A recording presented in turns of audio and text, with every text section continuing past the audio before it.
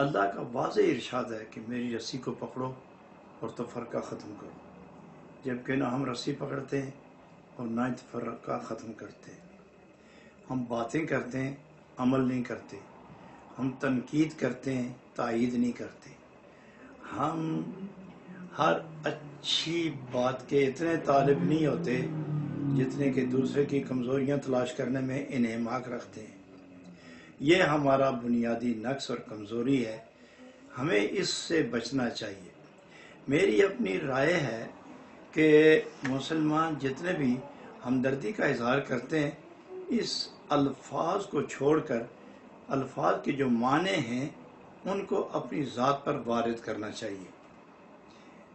جتنے مبلغین ہیں، صوفیاء کرام ہیں، عارفین ہیں، دانشور ہیں، سخنور ہیں، لیڈر ہیں، عوامی خواصی مرکزوں میں براجمان ہو کر وہ دوسروں کو تلقین کرتے رہتے ہیں، اصول یہ ہے کہ لما تقولون ما لا تفعلون، کبر مقتا عند اللہ ان تقولوا ما لا تفعلون۔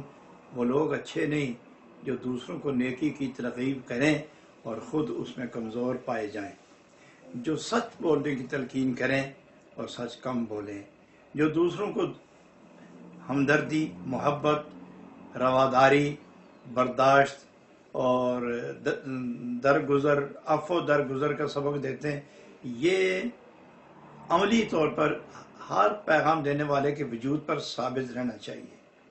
اگر اس طرح نہیں ہوگا تو اسلامی تبلیغ، اسلامی تشہیر اور اس کے پیغامات دینے والوں لوگوں کی کمزوری سے سامعین متوجہ بھی نہیں ہوتے اور عمل پیرا بھی نہیں ہوتے۔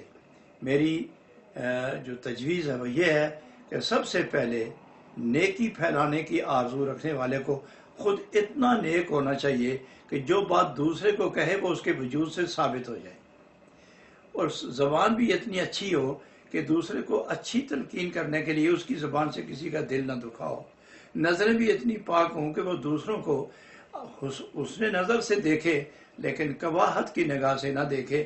یہ پہلے اپنے آپ پر وارد کرے پھر دوسروں کو کہے۔ یہی اسلام کا بنیادی منشور ہے اور یہی تقاضائے تشہیر ہے۔